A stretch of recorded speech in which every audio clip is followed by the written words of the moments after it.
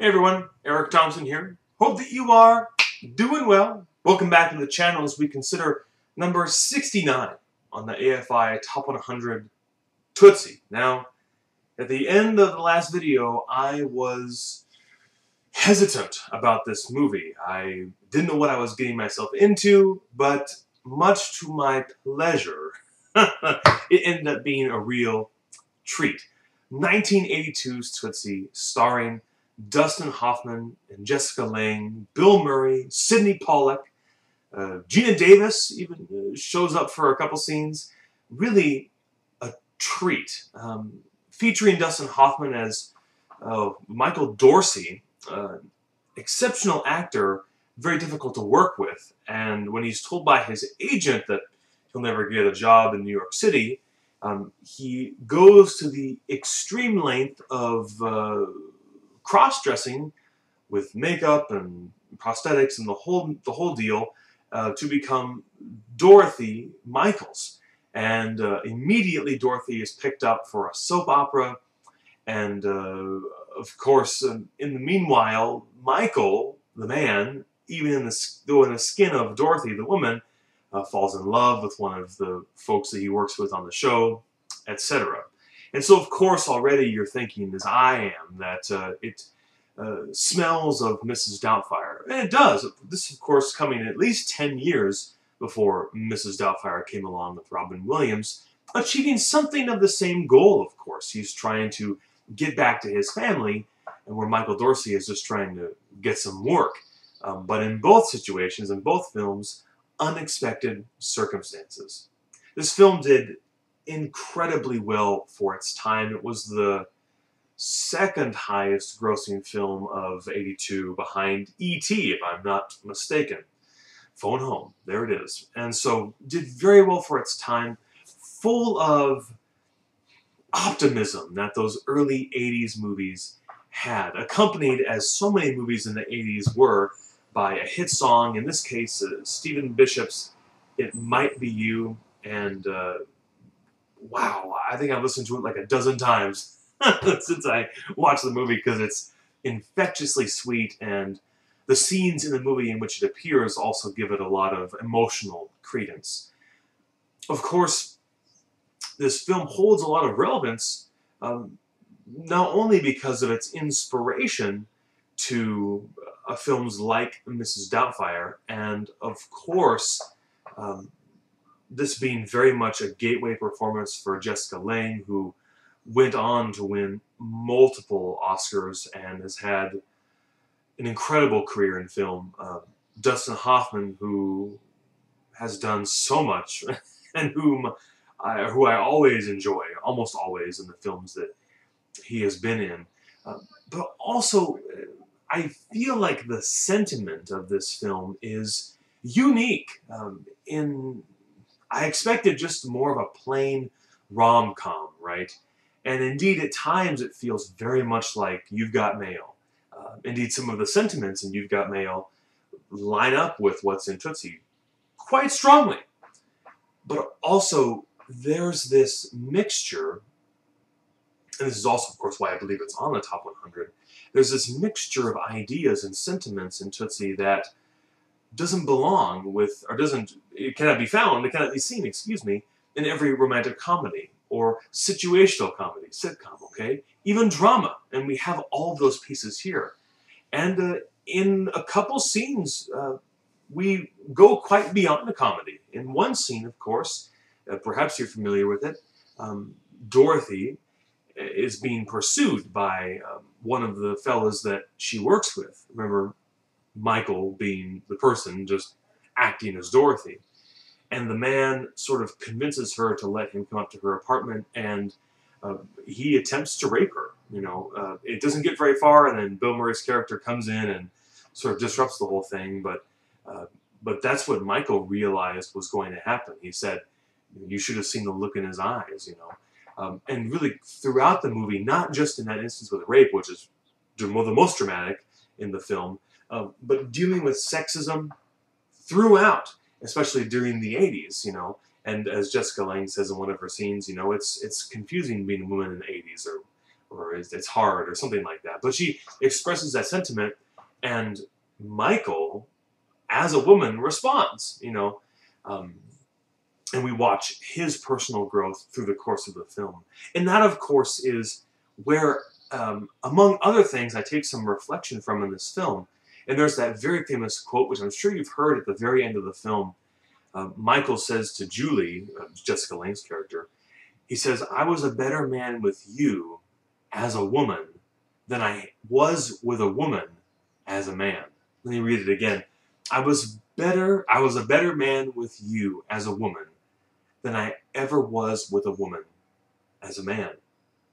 And it's remarkable, in the sense of a drama like this, the transformation that Michael underwent when he got outside of himself by kind of getting inside another person, getting inside the skin and character of Dorothy Michaels. But this is what we see in the gospel message, in the challenge that Jesus offers to us every day, to get outside of ourselves, to consider things that we've not considered before, to think with an open mind about what's happening around us in the world and in ourselves. This is especially important during this time, this age, when labels seem to reign, and you hear it all the time. I'm pro-life, I'm pro-choice, I am liberal, I'm conservative, I'm independent, I'm left, I'm right, I'm Christian, I'm an atheist, I'm a libertarian, a Tea Party, on and on it goes. Labels, definitions we place upon ourselves with or without realizing all that is within. And as soon as we put ourselves in that trench, we really become entrenched. We bury ourselves into that way of thinking, that line of thought. This happened in the Bible. John chapter 8, the Jews, the Pharisees, the scribes, the most learned men in Israel, bring a woman to Jesus, and she was committed of adultery. And the Bible even says, in John chapter 8, "Teacher, this woman has been caught in adultery in the very act. Now, in the law, Moses commanded us to stone such women. What then do you say?"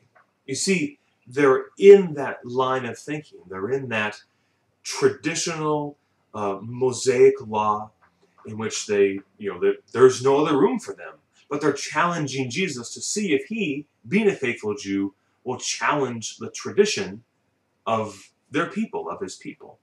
And what does Jesus say? Of course, they persisted in asking him again. He straightened up and said to them, "He who is without sin among you, let him be the first to throw a stone at her."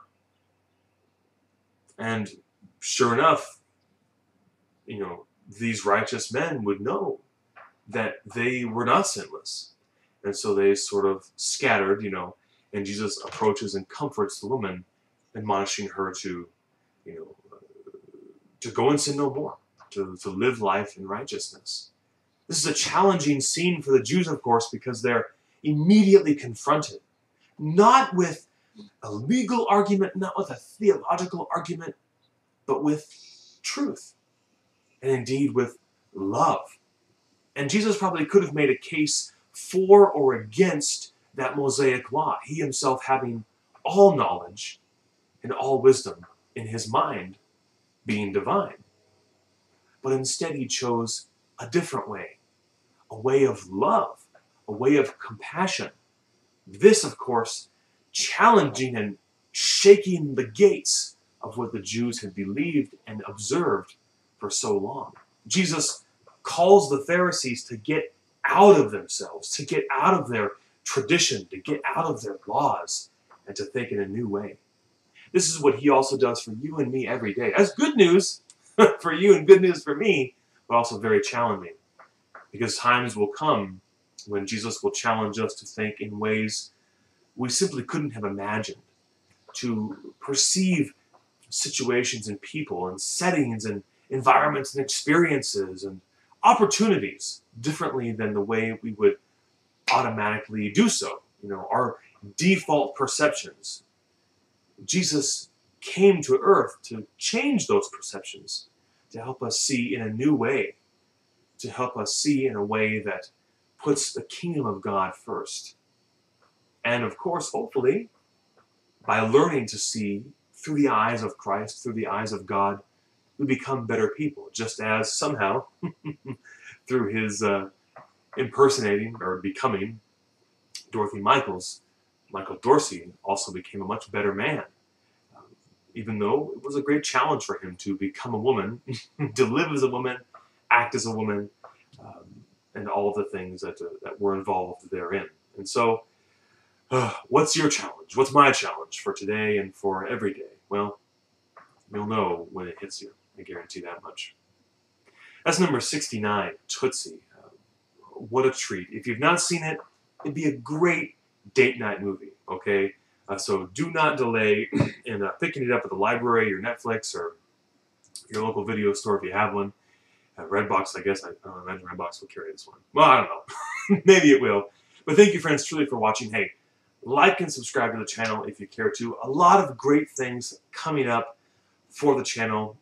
Next week, of course, I guess it won't really matter when next week is if you watch this after next week. But next week, a couple of videos.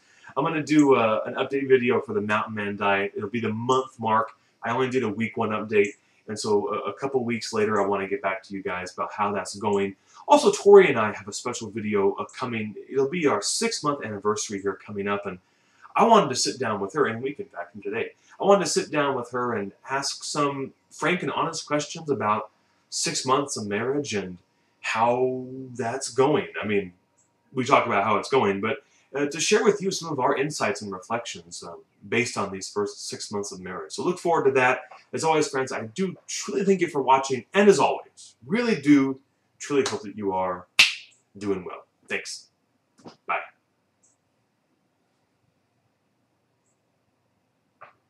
Something's telling me it might be you. All of my life. Oh my